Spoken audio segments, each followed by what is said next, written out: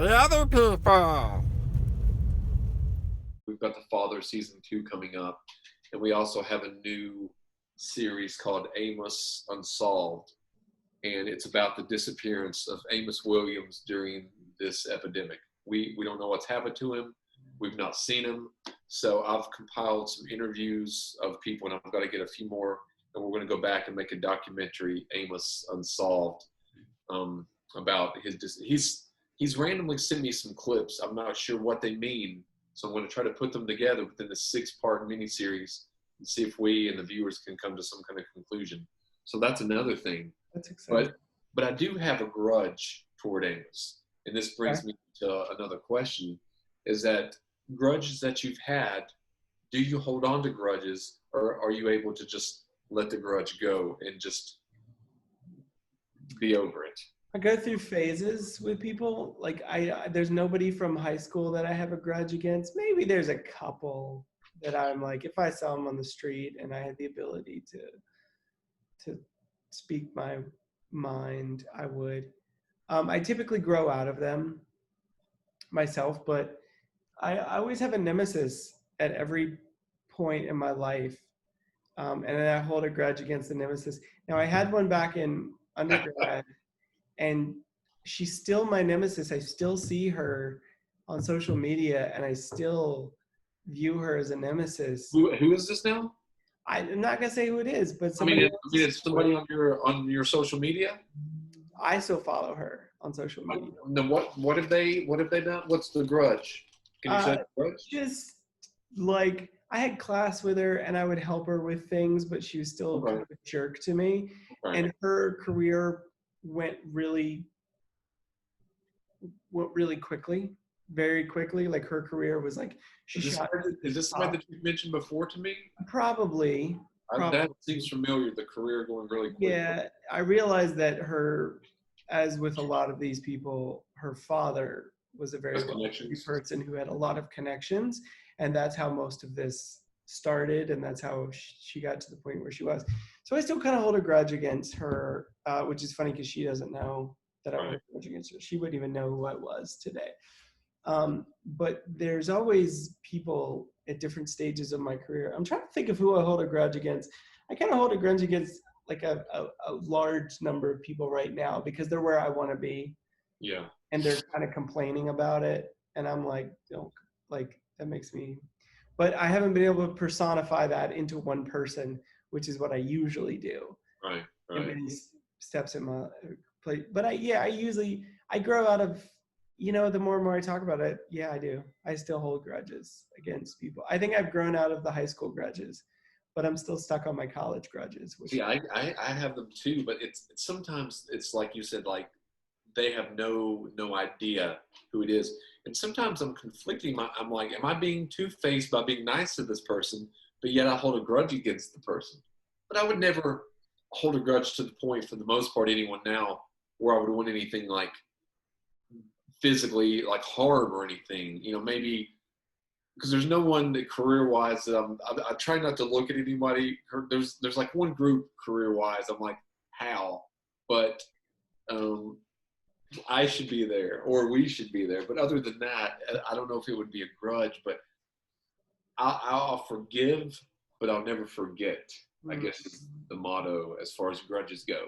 Because I remember grudges of somebody 15 years ago, and I might never make that mistake again with them, like if they, took advantage of me or said something mean. Even if they're my friend now, I'll still remember at one point you weren't, and I did have a grudge, but I might not use it against the person. Do you ever have like is there anyone from maybe your elementary school or high school days that kind of maybe bullied you or just like you didn't get along with very well that you haven't seen since then? If you saw them today, how would you think? How would you feel? See, I didn't really have anybody that was like a bully or anything, but I do get a weird reaction when I see people that maybe didn't like me. Because there's a lot of people, I don't want to say a lot, but there's several people. Was I the bully? Yeah. I wasn't the bully, but now Oh, that's what the bully would always say. Well, I'm not the bully. looking back, a lot of nicknames that I came up with for people, the nickname stuck. Like it stuck with the person.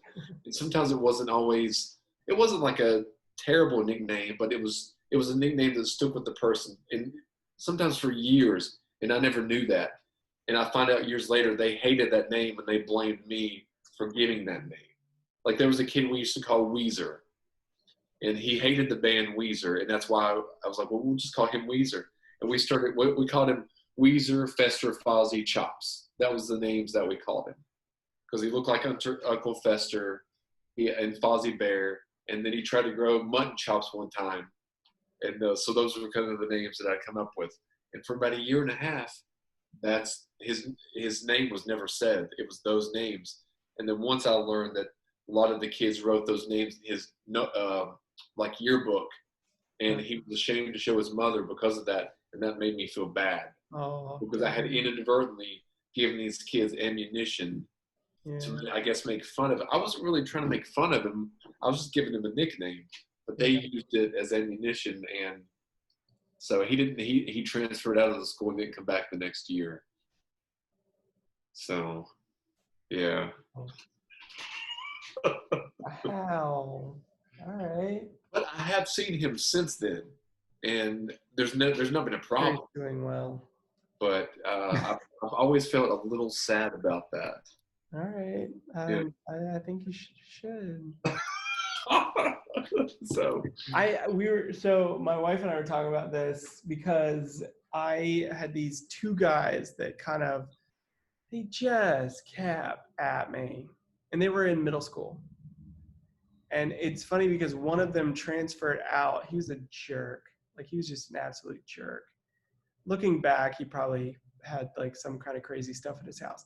But he transferred out, and then when he transferred back in, he wanted to be friends because nobody else was like friends with him. So he kind of gravitated towards me. And I was like, I remember being really confused because it still brought up the emotions of like, I wanted to kick him in the crotch. But at the same time, he seemed genuine.